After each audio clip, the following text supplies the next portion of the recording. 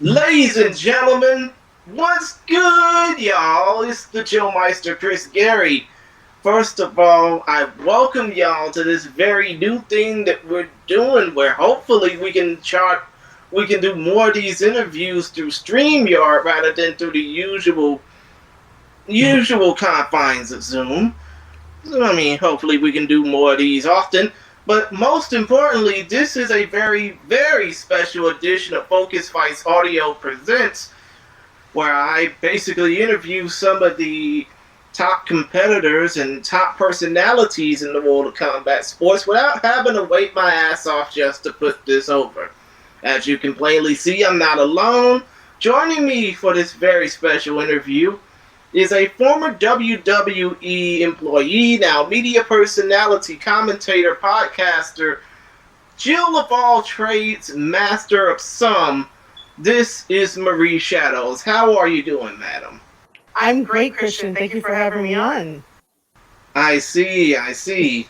Now, I'm not going to basically waste my time and ask, what was it like growing up being a professional wrestling fan and all that, because that's the corny ass question that a lot of people would normally ask you. But I would just like to ask, and this is probably to start the show off. I mean, it's hard to ask someone like you who's been in the pro wrestling business behind the scenes, what led you to the sport, because obviously you know how you got into the sport. You don't need me asking you.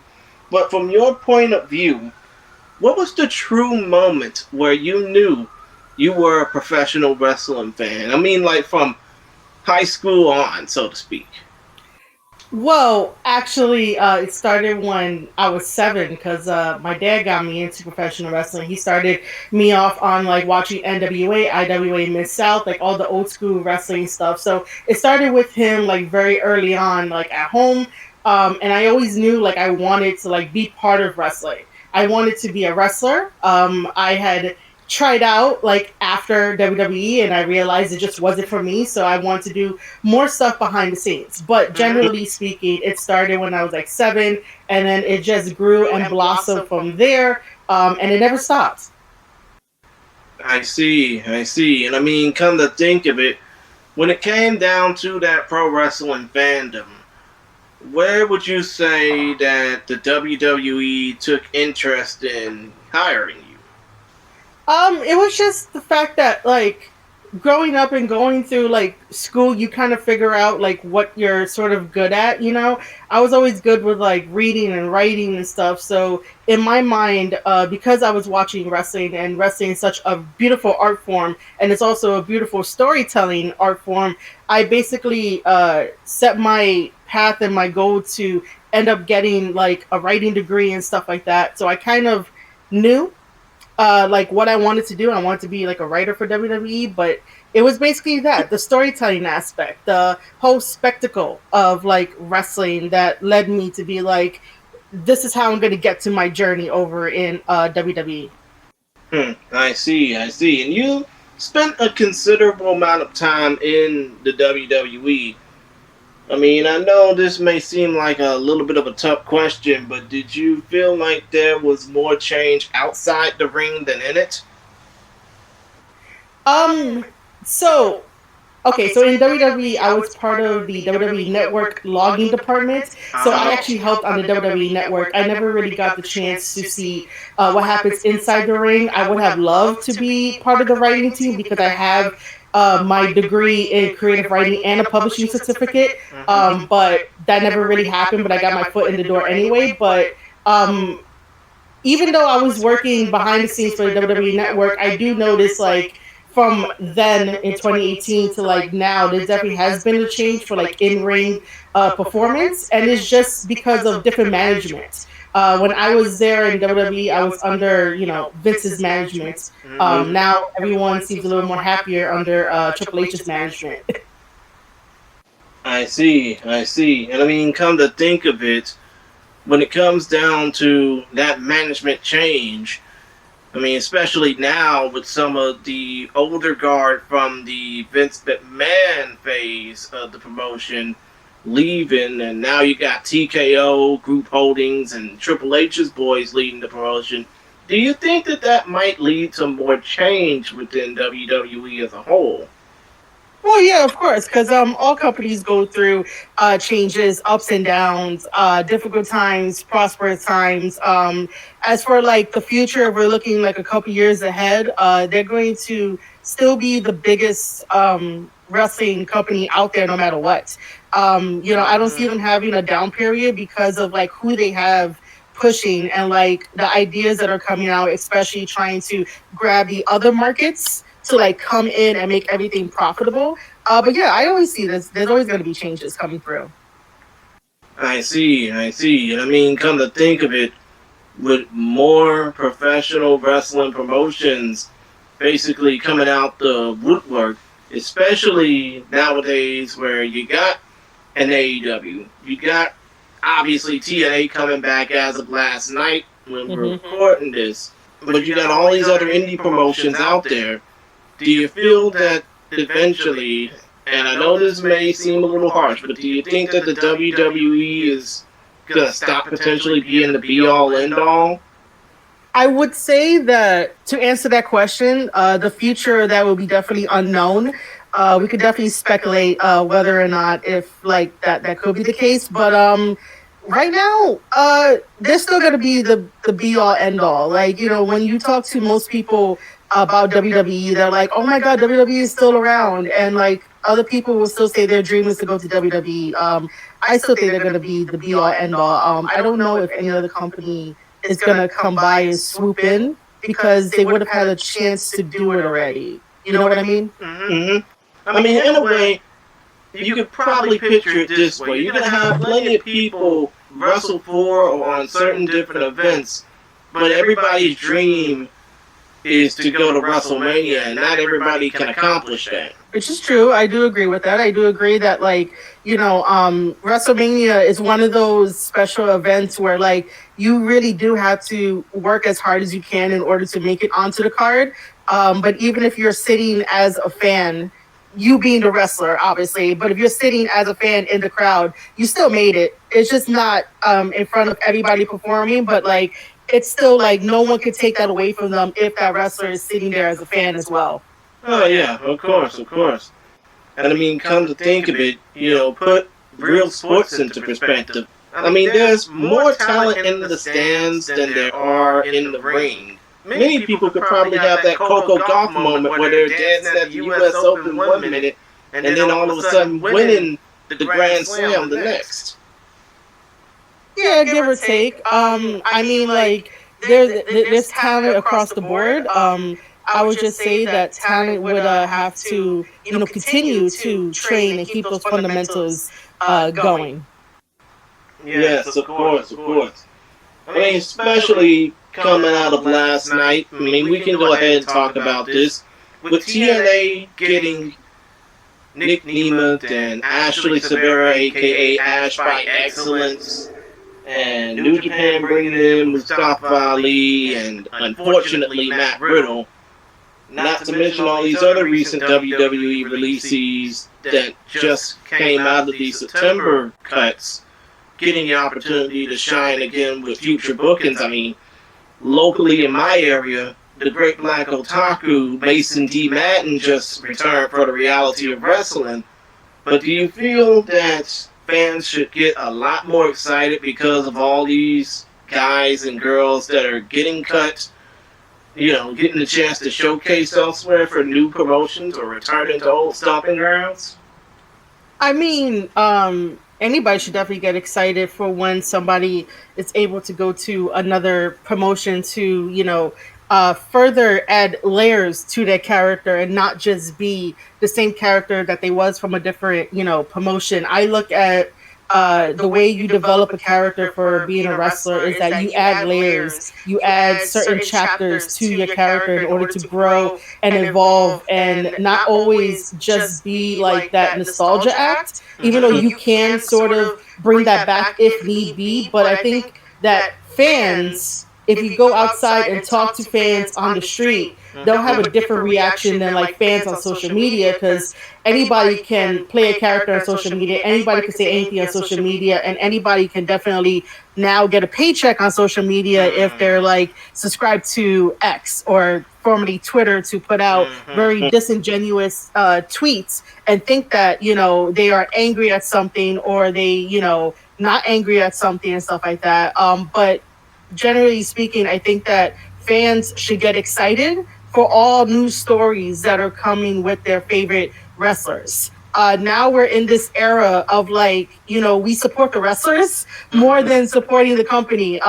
When years ago it was supporting the company because your favorite wrestler was there and your favorite wrestler was locked down in that company, so they weren't gonna get a chance to go elsewhere. But now, you know, companies are now seeing that it's more profitable to a certain degree to have wrestlers like release them from their contract if you have nothing for them, and let them go out and let them go do, you know, something else. But I think fans should get excited for what's coming for, you know, in professional wrestling with all this great storytelling. I see, I see. And I mean, come to think of it, I mean, and I really hate when the so-called internet wrestling community has those tribalistic type of ways, especially considering the fact that some of the people who do subscribe to the elongated Muskrat's platform basically thinking, oh, I'm a big shot, I can talk all this hot shit just because I got a platform and a blue check mark. But now that probably leads to more tribalism in the world of professional wrestling. And I don't know if you know this, Eddie Kingston just put out a post saying, hey, I hope both promotions do well, but I don't wish for no promotion to die out. I mean, he basically said how much of a fan he was with ECW growing up, but he didn't wish for any promotion to die out. But now here we are in now 2024, and you got all these assholes, and, you know, excuse my lingo for that, but that's what they are to me. You got these so-called asshole troglodytes basically just saying stuff about tribalism. And in a way, do you feel like tribalism is kind of ruining what it means to enjoy professional wrestling? Well, I look at it differently only because I am a content creator, so I spend a good amount of time just shifting through the things that I see. Because you can tell when, you know, someone says something, or I should say a tweeter says something that like they may not mean it, but they say it to get that reaction, and then that causes the I was gonna say the downward spiral, but that causes the freaking like snowball effect, where that's all you see all day, every day on the timeline, and people just fall into the trap of like it's a bait. Stop going after the people who bait you, and you know that they're baiting you, and start, you know, helping out content creators, people who actually do original content. And I've always preached that, like, you know, help us out rather than trying to push negative stuff where, you know, these people just say it because they have a blue check mark and they're getting, you know, pennies on the dollar for it. But as far as tribalism goes, you know, I do sort of agree that like within like any sport there is some sort of like 1% tribalism, only because like you want to see your favorite person succeed, you want to see your favorite team succeed. Are they always going to succeed? No, but you have to also be in like reality base that like you have to suspend your disbelief that your guy is not always going to get the win. Because if your guy always gets the win, guess what? A month from now, you're going to be like, oh, I don't like this person because they always get the win, right? They're always going to like turn on them. I just think that it's very, you lose a lot of energy when you engage in the tribalism, just because you can tell people don't want to change their perspective. People don't want to, you know, just at least agree to disagree. They have to be right. And the more times you interact, the more times they get like pennies to the dollar. But you know, as far as the people that want to see AEW close, you know, and then like WWE close or whatever it is, I think they just say it just to get that reaction. Nobody really wants these companies to close. People just want them to go in a different direction and realize the mistakes that they made. And I've always said that wrestling is never going to be perfect. Like, it's never going to be perfect. Nothing is going to be perfect. But if you change a little bit and change your course, wrestling will be better than it was yesterday. So like I believe that. Like I believe that if you change your course and go in a different direction and it becomes a lot more positive and beneficial and things start to make sense, you're leaving wrestling better than it was yesterday. But yeah, because I'm a content creator, I have to look at tribalism a little bit differently. I don't really engage in tribalism. I just like roll my eyes and continue to do my content. But I don't really think we need it, you know. And I mean, come to think of it, you are right about the whole tribalism thing, but you're also right in the fact that a lot of people need to enjoy pro wrestling for what it is. A sport that a lot of people can, a lot of families, a lot of people that, have low hopes and dreams can actually accomplish. And I mean, yeah, you could basically say tribalism in a way of sports, especially considering the fact that I'm in an area where a lot of people shit on the local baseball team because of a cheating scandal that they had really no control over about 7 years ago.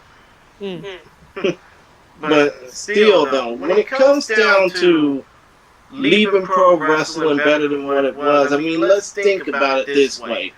It's been 25 years since the finger poke of doom. Basically, it's been about the same time frame that the WWE became the only game in town.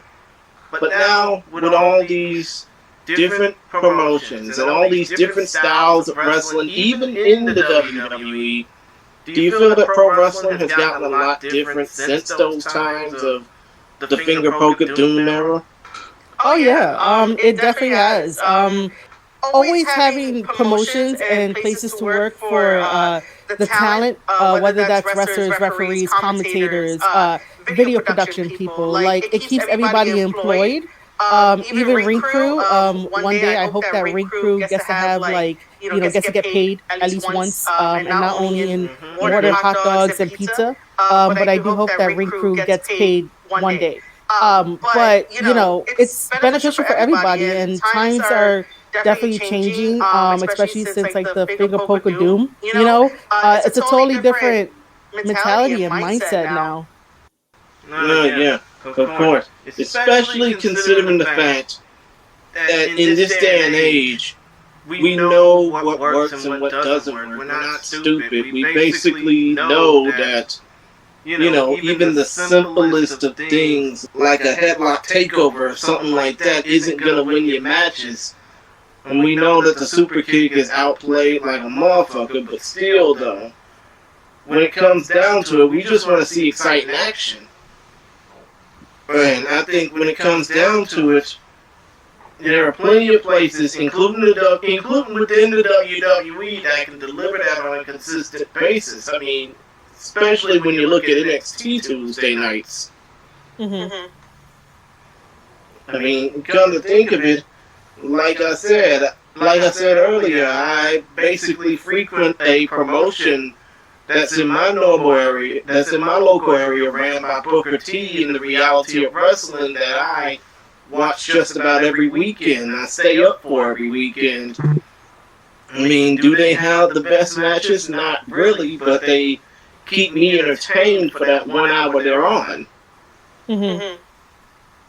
But still, though, I hate to skirt away just a little bit from pro wrestling, but considering the fact that you mentioned tribalism, especially in this day and age with there being a whole lot of shit going on, an election cycle, overseas conflicts, hell, even the WWE and now the UFC getting into Saudi blood money. I mean, do you feel that the current cycle we're in is some of the cause for hate in professional wrestling? I can't speak for anybody else. I will only speak for myself. Okay. But if somebody out there, wants to bring in what's happening around in the world and to hate professional wrestling, that's on them. That's not gonna be me because I like to suspend my disbelief. I like to enjoy the wrestling that I like to watch. I like to put over any of my wrestling buddies, any of my wrestling friends, and try to help them out behind the scenes and try to make sure that the stories go right. So I don't really put that world and this world together for me. And again, I can't speak for anybody else. Now, see, I mean, my apologies for asking about that. But still, though, especially in this day and age, some people, especially some so-called creators who just have really twisted opinions about the business, just have really insane thoughts about the world outside of the square circle. Come to think of it, considering the world that we're in now, and I know that it's really stupid of me to ask this because the WWE's had a subscription service for about 10 years now in the WWE Network, which is now pretty much based outside the US and Peacock in the States. But do you feel that with the fact that the NFL just got done having a playoff game on Peacock as of last night, that it might lead to either the WWE getting on with Amazon Prime or, potentially Disney Plus or, I mean, my goodness. Do you think that it'll lead to more pro wrestling behind a paywall, kind of like Triller Plus or the UFC Fight Pass? I mean, nowadays, there's like a streaming service for like most professional wrestling, especially for like indies, and New Japan has their service, and then WWE is on the Peacock network.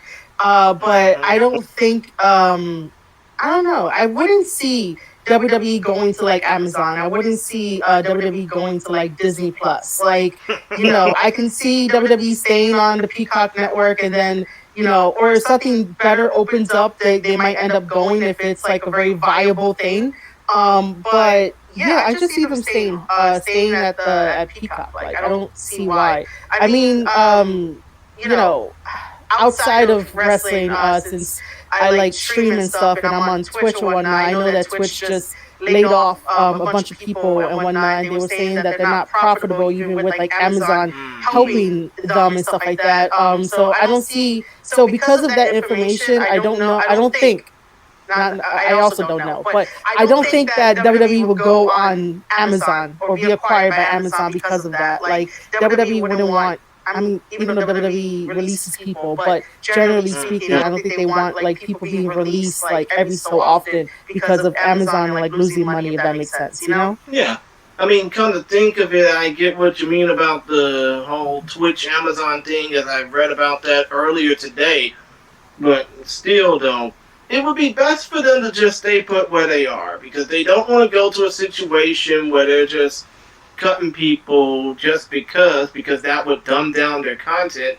Or in the case of AEW, considering the fact that many people might want them to stay on Turner, or I guess now WBD, you're in a situation over there where they're basically cutting things out for tax write-offs, getting rid of about a good chunk of their staff and just leaving big-time projects on the shelf.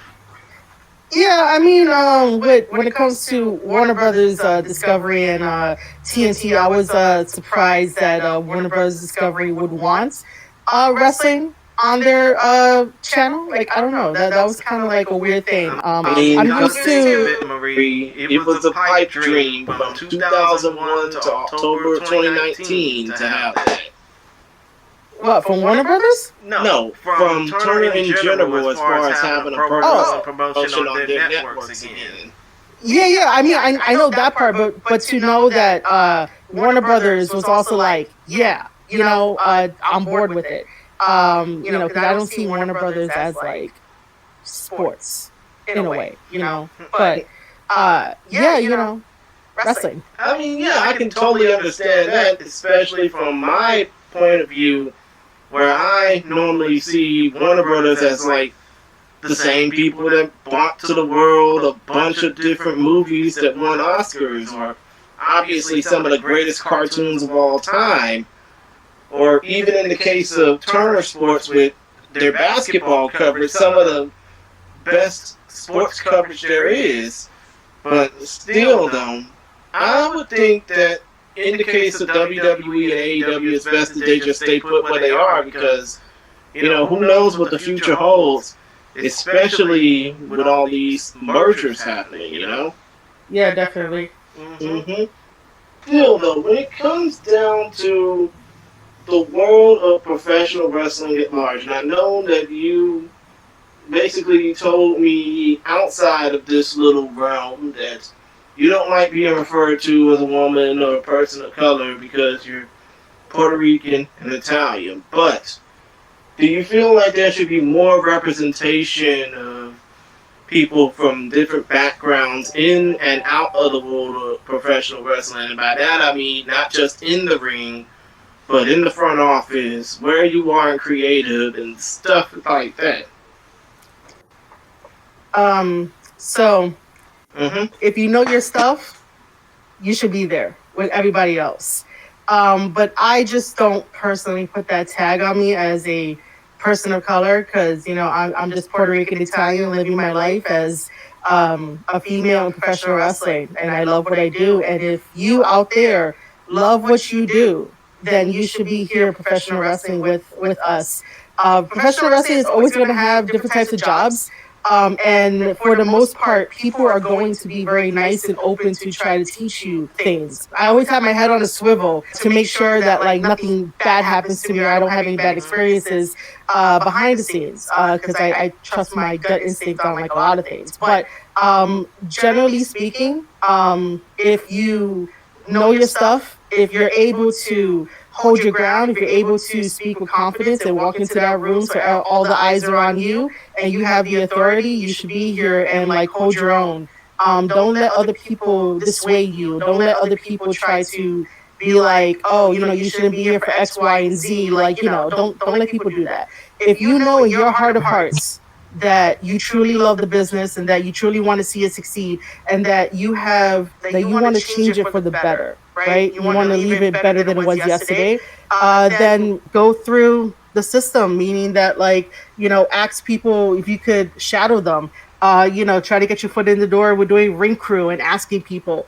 If you don't speak up, you're not gonna get into what you love. If you don't speak up, you're not gonna get fed. If you don't speak up, you're not gonna gain the knowledge. So I basically just say that if you have the heart to do this, if you understand that you have to have a thick skin, and sometimes you have to blend in if you need to in order to get to that next step, then by all means, you should be here.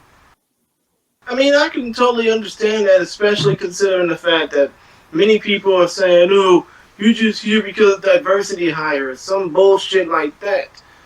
I mean, it basically makes me sick that people just think that, oh, pro wrestling is supposed to be, and I hate to mention it like this, but pro wrestling is supposed to be white and white only and all that shit. It's like many people don't want to see somebody who's black on creative or somebody who is of Asian descent on creative, rather than that saying, oh, outright, I don't want a black world champion or a Latin world champion. Something like that.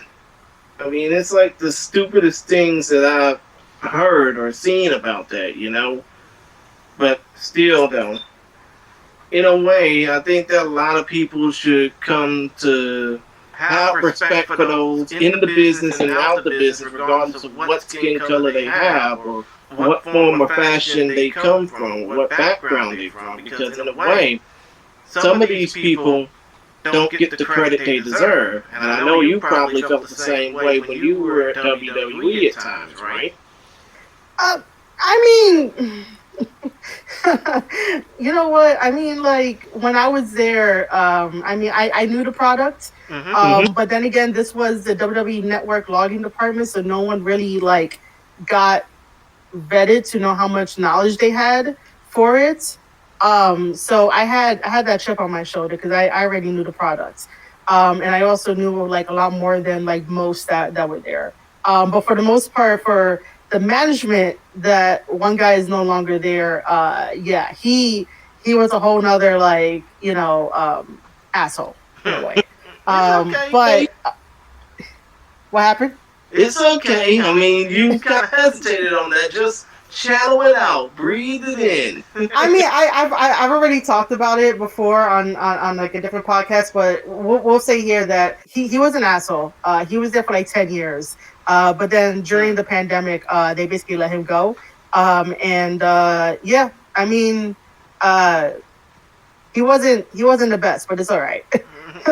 Understood. Understood. Now, I mean, come to think of it, when it comes down to the current age of commentators and podcasters in the world of professional wrestling, and I don't want to name names, like we pretty much talked about, there is a form of tribalism when it comes down to showing support toward one brand over the other, but as far as those trying to get their foot in the door when it comes down to, putting over their own media platforms, like ourselves, for instance.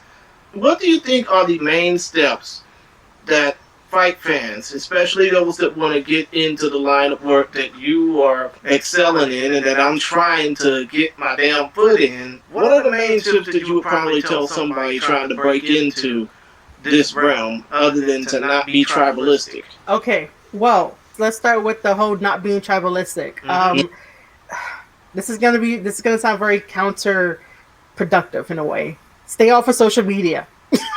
In a way, like I know as content creators, like we need it just to see the kind of landscape, just to like for the analytics and like the numbers.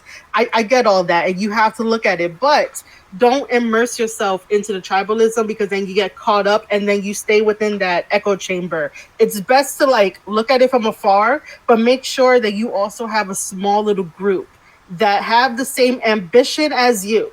They don't have to have the same goal, but you guys have to have the same ambition in order to lift each other up, in order to like succeed and like, make sure that both of you guys eat in a very metaphorically, figuratively way. So stay away from tribalism.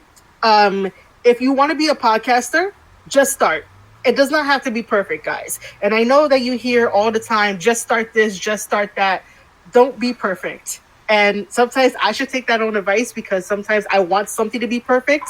And then like I get into my own head, I overthink and I don't do what I want to do. But I get over that and I go do what I need to go do. But if you don't have like, the microphones that your favorite podcasters have, or the best, camera that your favorite podcaster have, you could always get like Anchor and or like Spotify for podcasters. Start recording on your phone. Like that's one of like the biggest like advantages you have as being a content creator for your smartphone, with your smartphone, I should say. And basically start from there, start from scratch. I mean, come to think of it, hint, hint, nudge, nudge. Hate to basically bring a little inside baseball, but hey, that's why I'm using StreamYard right now. Go for the options that best suit you. Don't just go for what everybody else has. Which, by the way, which is a great segue into, I like to talk about free resources that like I use all the time. Because I may not always have the funds to like upgrade to like something else and whatnot. So I'm always on the look of like learning new things. That's also another point to talk about, is that always make sure you're learning. Don't like slow down completely, but if you want to take a break from like learning stuff, that's also good. But always learn stuff about OBS, learn stuff about streaming, learn stuff about how to make your own graphics until you could pay someone to like do it for you. Because once you like learn it, it makes everything so much, it feels better. You make it yourself. The other thing too, if you want to get into the wrestling side of things and you're serious about it, because like, if you're not doing well or you act a fool or whatever, that's it. They're not gonna want you to come back. Go to your local wrestling promotion, make an effort to go like every month, and then basically talk to the promoter, talk to the guy who does the ring crew, and be like, hey, I was always interested in this. Like, how do I get my foot in the door? Go to a wrestling school, learn the business. Don't just take the words of people who don't go on the front lines. I'm someone that goes on the front lines, whether that's like media press, whether that's doing my mini vlogs for wrestling promotions, talking to wrestlers, like being in the business. I'm on the front lines. Other people that just report stuff and make up stuff are technically not on the front lines. I mean, come to think of it, and I hate to interrupt you, even though it's kind of my thing, wouldn't that also mean take advantage of any and all media inquiries?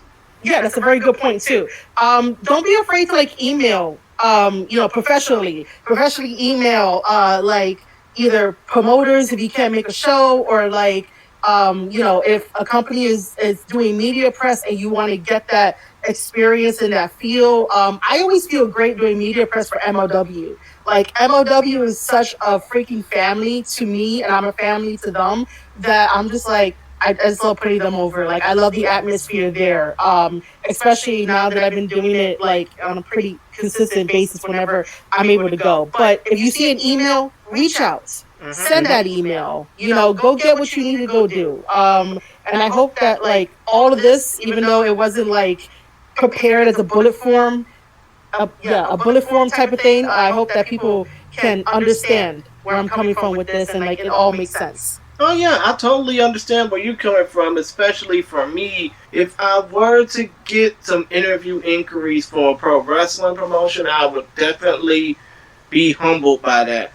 But as far as I'm concerned, when it comes down to me, I enjoy getting, usual interview inquiries or usual inquiries, period, from promotions like Ryzen and PFL, especially considering that I was on the media call for the latter. I mean, I think I was on every media call for the PFL over the course of the last year when it came down to their tournament, and I just wrapped up a series of 3 consecutive interviews for a big Ryzen fight card that happened on New Year's Eve. So, I'm just happy to at least, in some way contribute to their promotions by helping deliver content, to their masses. It's best to form your way to have a niche with some of these promotions, and in some way have a niche with some of these fighters and wrestlers, I would say this though, that the biggest thing that helped me to do interviews with wrestlers, right? Because before I was like before I was this outspoken, I was shy too. I was nervous as hell, and I always saw the wrestlers as like larger than life. So I was fangirling. I still fangirl from time to time, but I will say this though, it wasn't until like we had the pandemic that nobody wants to remember, but it's important for this little mini story. I have signed up to Tama's Island. Tama Tonga has a Patreon, Tama's Island and stuff like that. So I signed up to this Patreon, and like we would do like happy hours, and we'll get to like talk to him and stuff. And then like I was on his podcast, the Tama Island podcast, which was pretty great. We would talk about New Japan, we'll talk about him and stuff. If it wasn't for that calmed me down a little bit more, to be like, all right, they're human like me, they're human like you, they have feelings and everything else like that. If it wasn't for that, I probably would not be doing my interviews very, very well. But yeah, I don't know if Tama knows that, but I've said it on my own show before. But yeah, a big, huge thank you to Tama for that. I see. I mean, come to think of it, you mentioned Tama Tonga's Patreon account, and I'm pretty sure those were fun times to enjoy around him. I'm pretty sure that, considering that he's winding down his career with New Japan, possibly, I'm pretty sure he would want to enjoy more of those fun times, back home in Florida.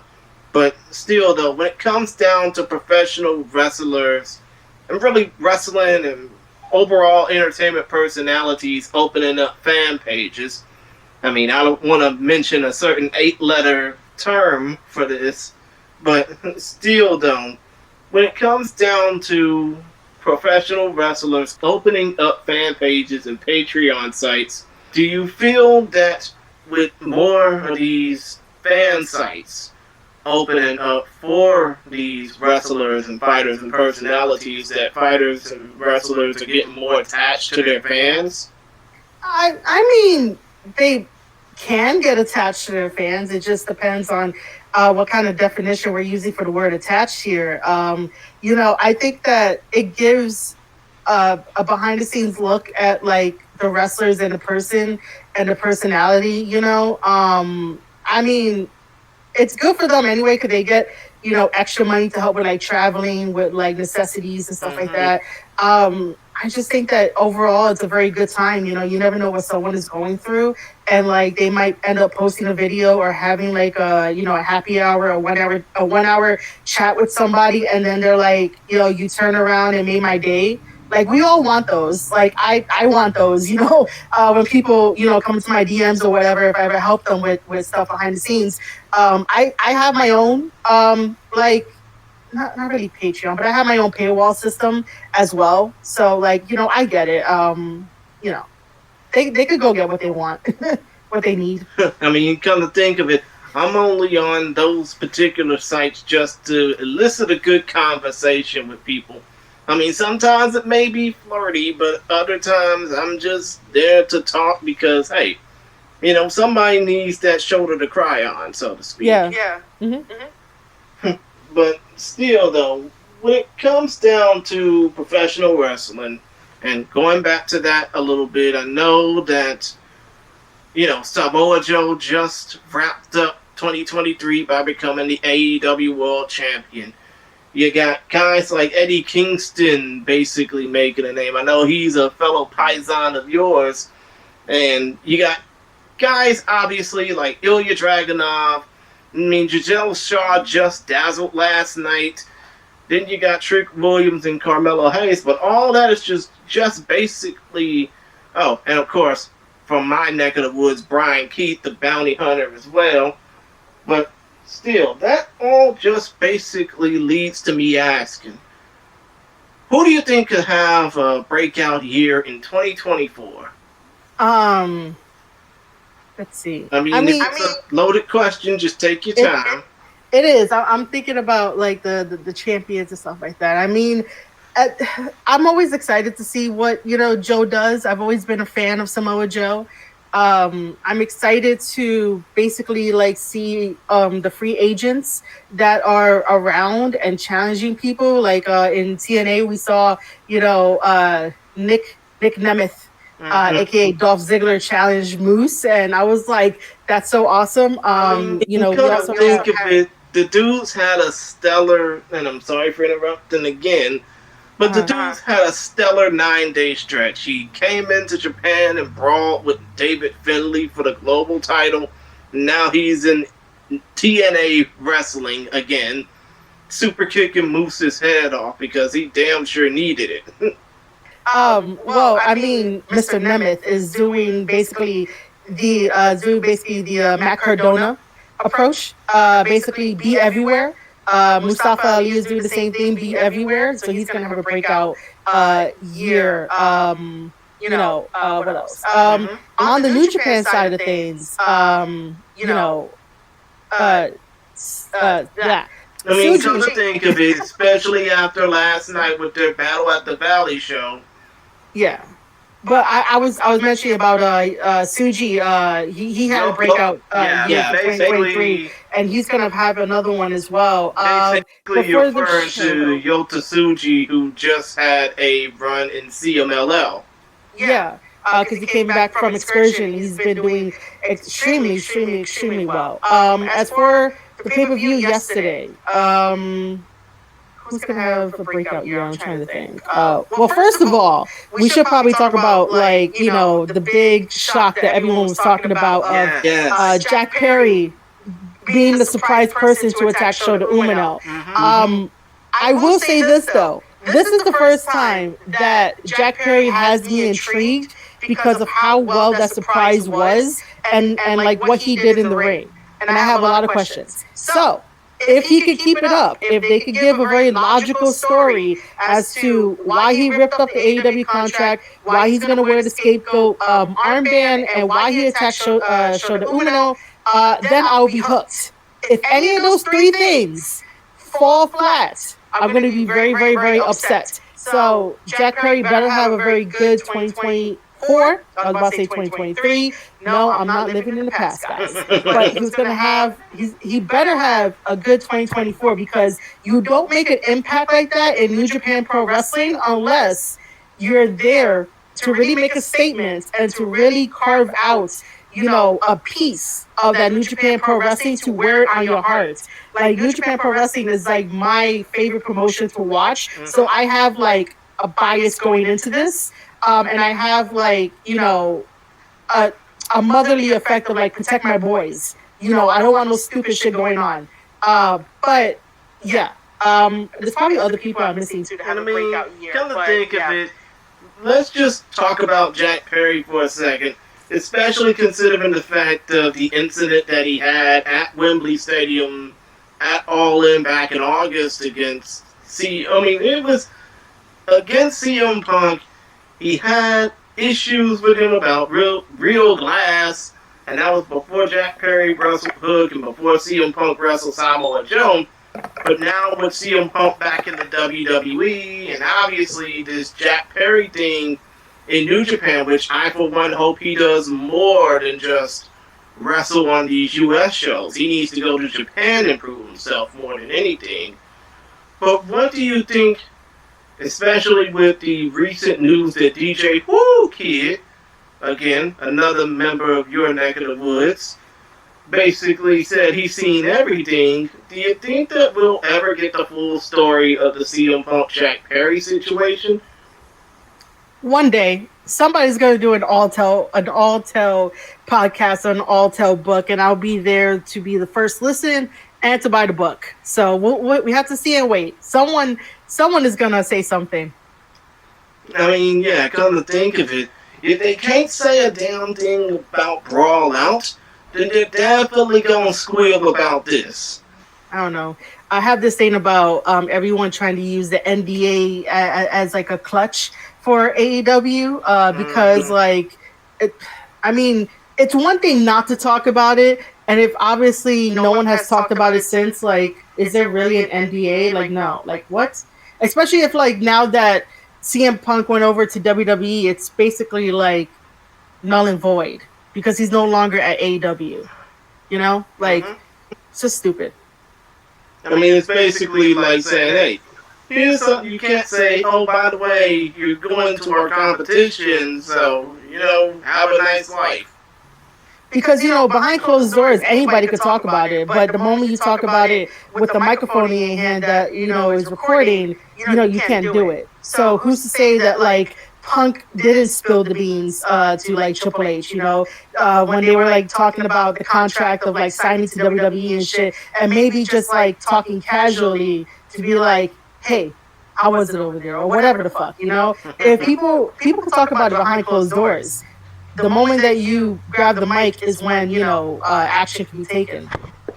Oh, yeah, of course, especially considering the fact that nobody can stop you from saying crazy shit. That it's either going to change your perspective of the world or ruin your perspective of the world, especially within the corners of the square circle.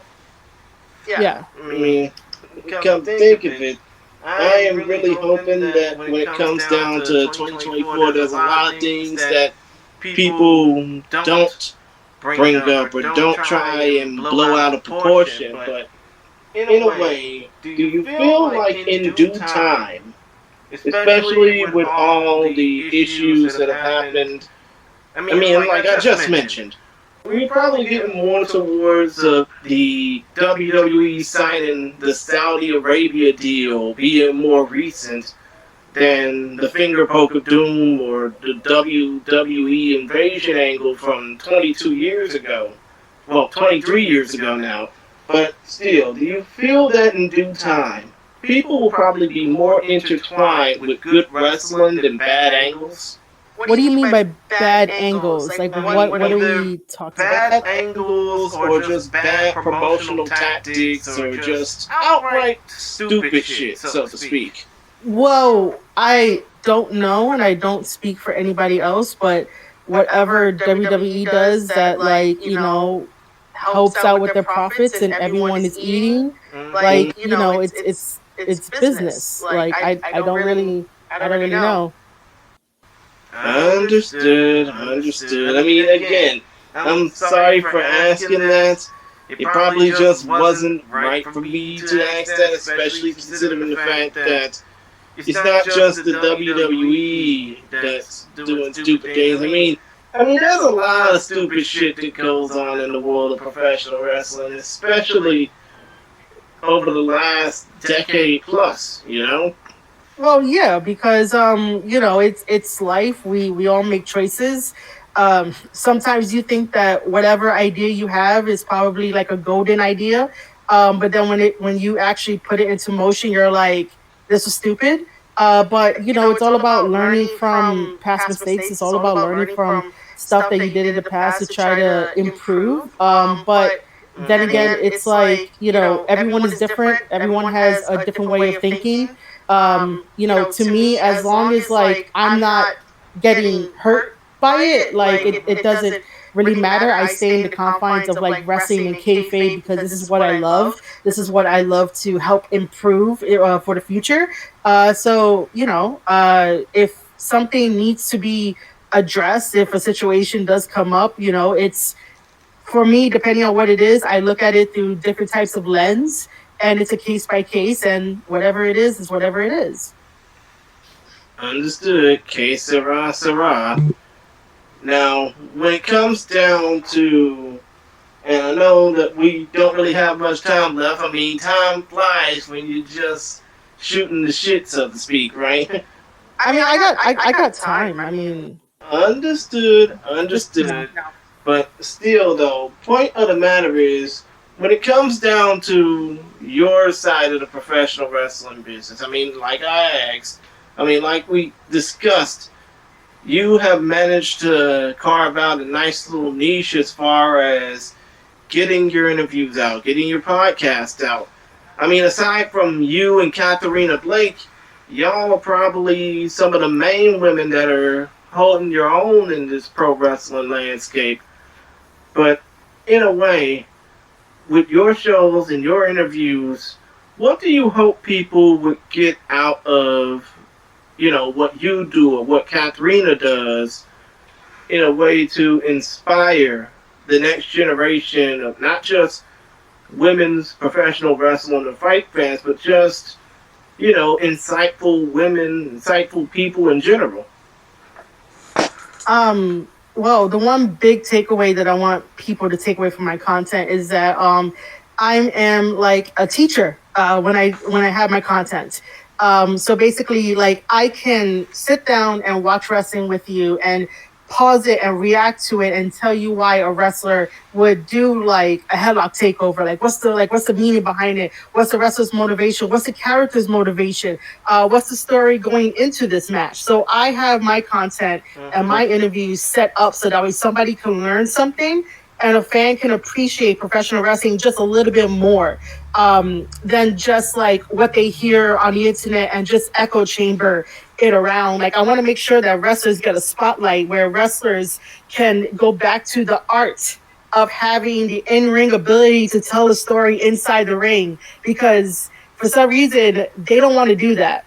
Indie wrestlers want to get their shit in and then like don't understand why the crowd doesn't react to how the crowd should react. It's not just about doing these crazy spots for your 15 minutes of fame. It's like you have to think about it. You have to think about it like a story that you planned out with your opponent, because you have to put over your opponent as much as your opponent has to put over you. So my content is basically diving in the deep waters of talking about why wrestlers do this, why wrestlers do that. On my show over on Twitch, I do Tape Study Tuesdays, or just a Tape Study series, where I watch wrestler matches. Wrestlers have come to me in DMs and be like, hey, can you watch my match? And I give them free feedback live and in person. And I stop and I tell them like, hey, this was good here, this was good over here, or hey, change this up a little bit just because like it didn't make sense in the sequence.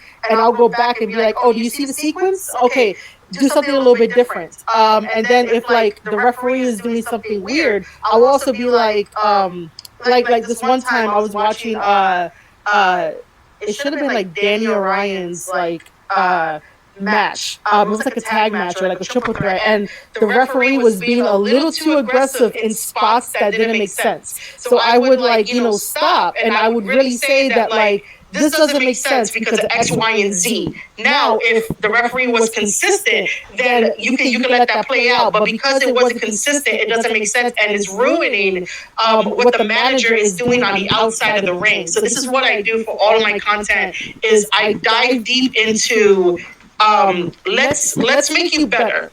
Because my whole process is to make a wrestler better and never say to them, "This sucked. Don't ever do it again." I always say, let's talk about this little spot right here. Or I would say, oh, this is great. Continue to do this.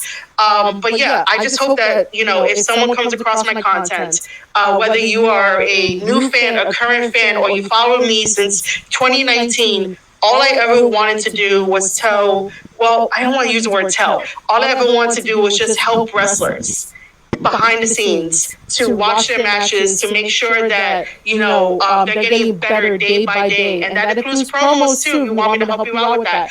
But my whole intent was to put them over and give them that cheerleading from the side because I believe in them. So, that's basically the only thing I want people to take away from my content, is that I am here to teach about professional wrestling and talk about it in kayfabe and make sure that wrestling still has the storytelling ability that we all fell in love with.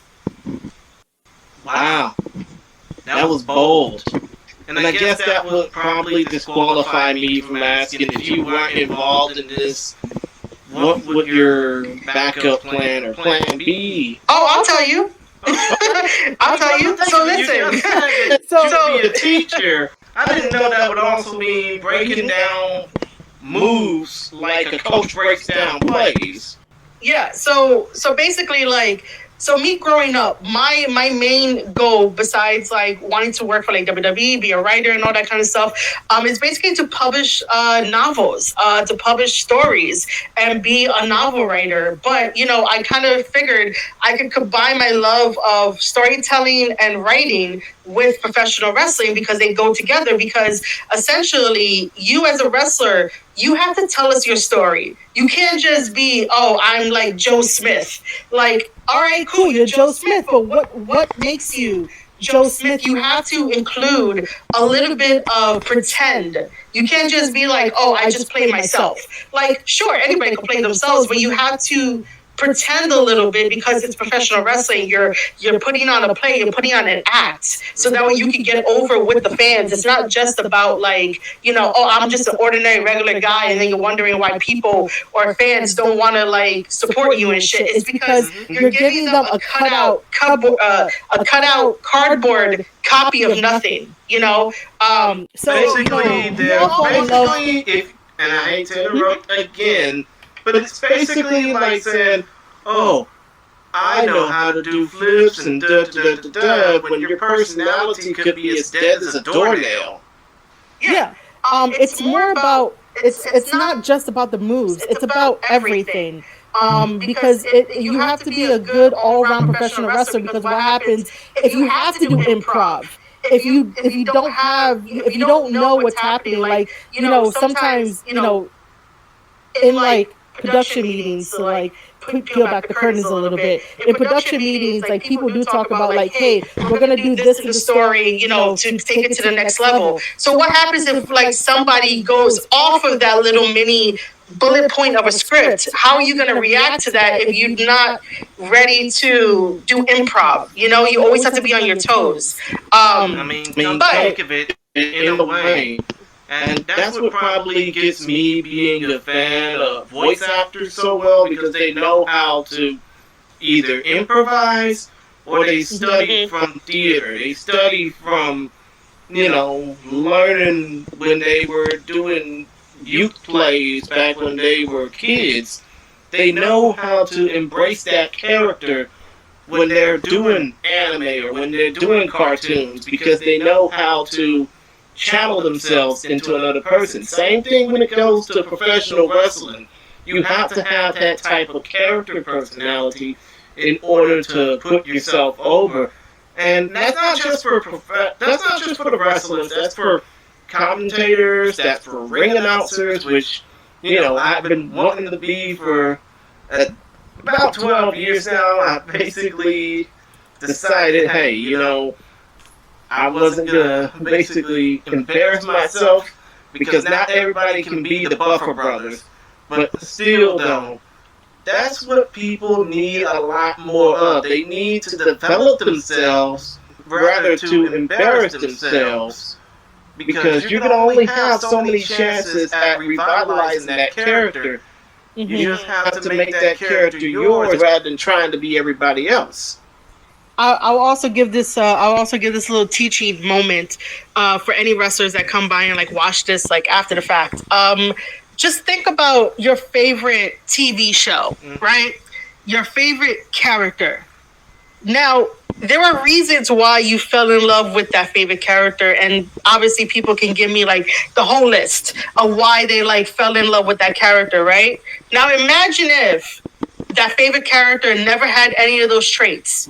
Would you still love that character? No. You got to think about it like that when you are in professional wrestling. Like, you have to build yourself a character sheet. And this is where writers come in. This is why writers are very important, because when a writer like me is drafting a novel, we do have to do character sheets. We're making up characters off the top of our head. We're designing their personality. We're designing, their faults. We're designing, their freaking motivations.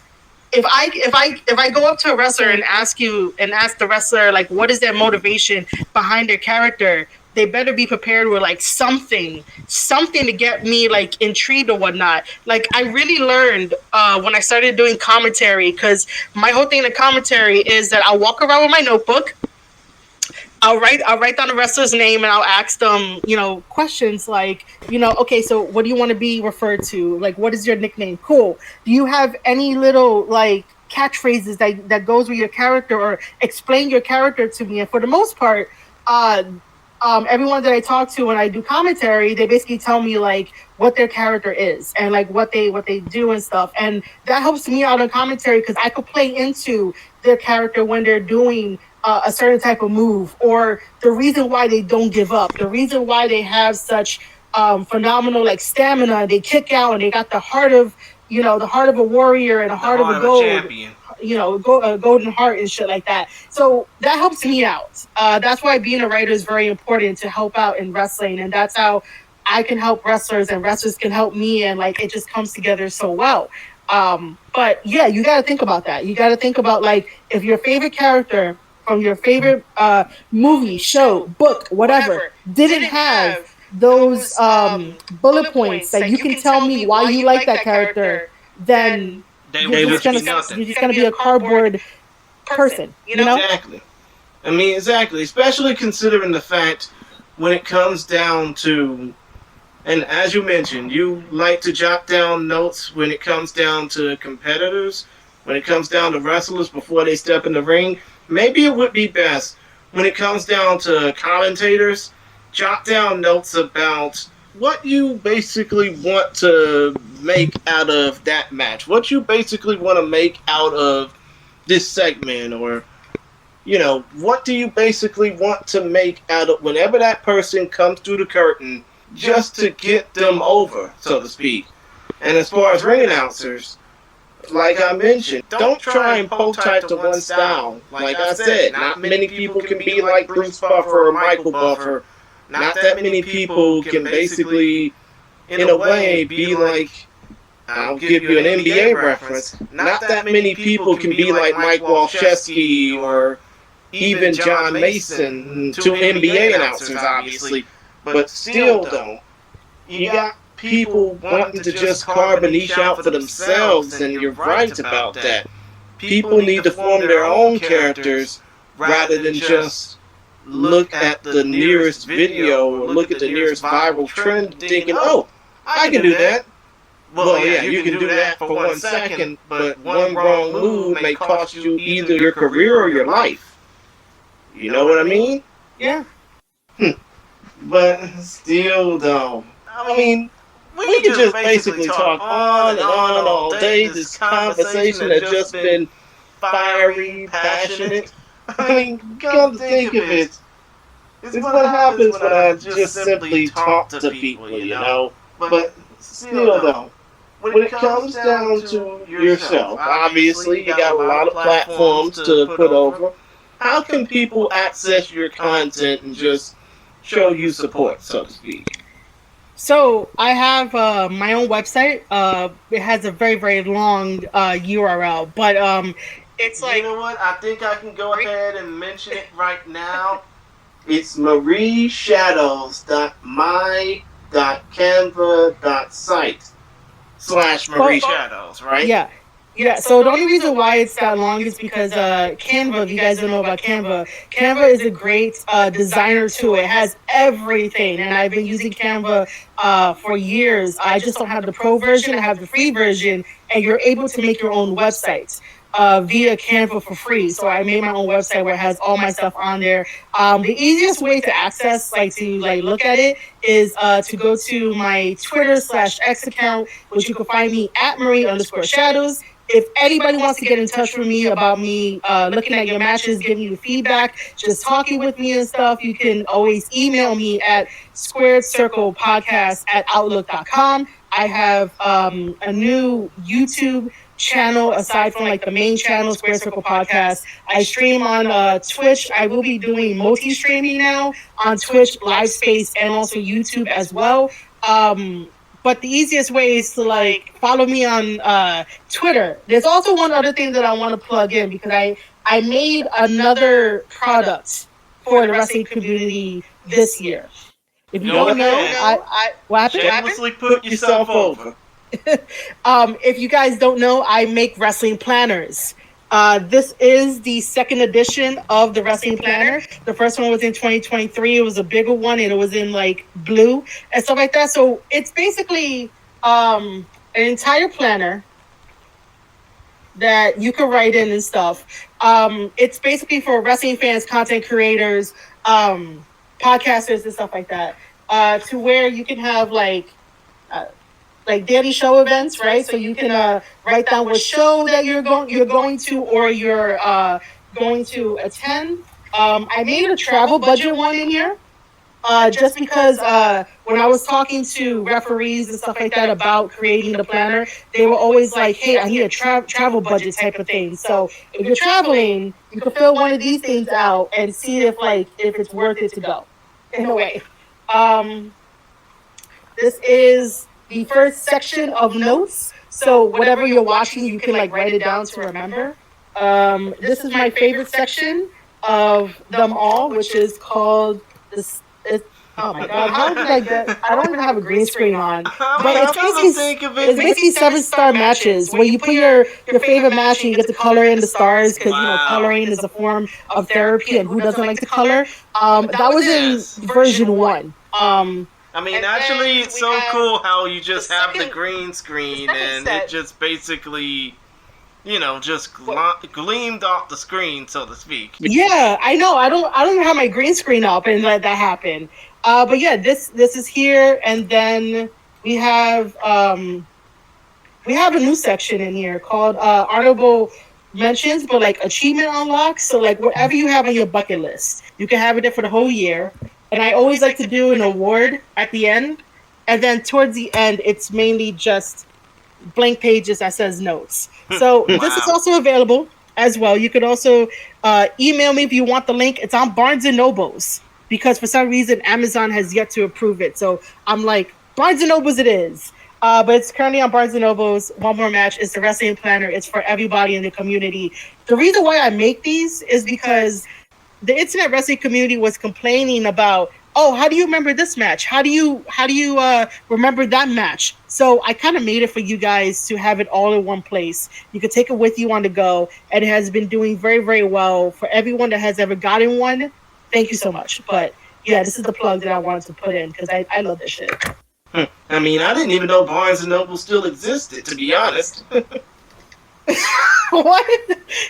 I mean, I publish it online. People buy stuff online now. I use my publishing certificate to now publish things and shit like that. Right, understood. And as far as my platforms are concerned, I don't want to basically trip over my tongue trying to read them all. All I can say is if you want to know where you can find more about Focus Fights, and in particular Focus Fights audio, the Linktree URL is in the description, as are the ways you can find me to where you can chat with me or just, shoot the shit with me as long as you basically can respect me, so to speak. But still, though, one more question I want to ask, and this basically relates to those who have been put down or just basically harassed, because I know that in the world of content, especially in this day and age, I mean, you got people feeling harassed, you got people feeling let down, you had people, in a way, and I don't want to give their name out, but they basically almost died because they had to go through some of this shit that people go through. I mean, the people put them through. But if there's anything that you would like to say to close this show out to those that are going through the struggle of just being respected, but also being harassed and being disrespected, what would you say to them in a way to basically help them get through the struggle? Um, Again, that's a very loaded question. Sorry. Because I view things differently, but to speak open and honestly about it, um, you know, I was. I get harassed sometimes. I get bullied sometimes. The way that I deal with it, which not everyone will deal with it, is I usually drop a link to where they could buy something. Because if they're that angry at you for no reason and they don't know who the hell you are and they want to make assumptions because it's social media, then they have time on their hands. Don't ever stoop to their level. Social media, as much as like we need it, and it sort of like connects the world, there are positives, there are very awesome things in life. Don't let it get it down, don't let it get you down, because words can hurt, but they only hurt if you give it the power to. Don't give other people the power if they don't fucking know you. If they're not paying your rent, if they're not paying for your food, if they're not paying for anything that is necessary for you to live in this life, don't fucking give them the time of day, and you'll be a lot more happier. Surround yourself with people that would respect you. Surround yourself with people that don't think that you're small, and make sure you walk into every single room that you're in with your head held up high, because you're worth it. If not, you wouldn't be here, but you are fucking worth it. The same way that I always go with, respect is earned, not given, because I grew up in New York City. But sometimes, depending on the situation, you might need that two-way mutual respect situation. It all depends on it. But keep your head up. Like, don't let people get you down, because again, if you allow the words to bother you, then you gave them the power. They took the power away from you. So in order to get that back, just give them the middle finger, go on with your life, because social media is not life in a way. For us content creators, it helps us out, it really does. It could make us a living, it could be make or break, but for the most part, you want to go out there, experience life, go out there with your friends, go out there with your family, go talk to somebody you haven't talked to in years, and you'll feel a lot better, so keep your head up, you'll be fine. Exactly. And I mean, come to think of it, before we close this out, I mean, it's always great to surround yourself with badass people. I mean, I know of a few on my end, especially those who have been in the media landscape that have been harassed just for being a woman or just for being a person of color. Thinking that, I mean, as a lot of people would basically bash them just for basically being them. But still, though, I mean, just think about it. If you continue to be yourself, if you continue to be a badass, if you continue to be who you know you are and who you know you can be, then fuck the haters. You know damn well you got them in the palm of your hands. And if they hating you, that means you're doing well. But hey, if people are loving you, if people are having respect for you, then you got some good company to be around. But other than that, Marie, again, thank you for your time. Thank you. I'm pretty sure you probably say thank you for my time as well, because I know this was such a dope conversation. I really hope that we can do more as time marches on, especially in 2024. Yeah, man. As long as again, being honest, if I have the time, yeah, I always try to make time for people that would, want me on their show, or for me to do like other things in the wrestling space. I always try to make time for everybody, one way or another. Understood. Understood. But it was a pleasure, though. It was a pleasure. Exactly. That it was.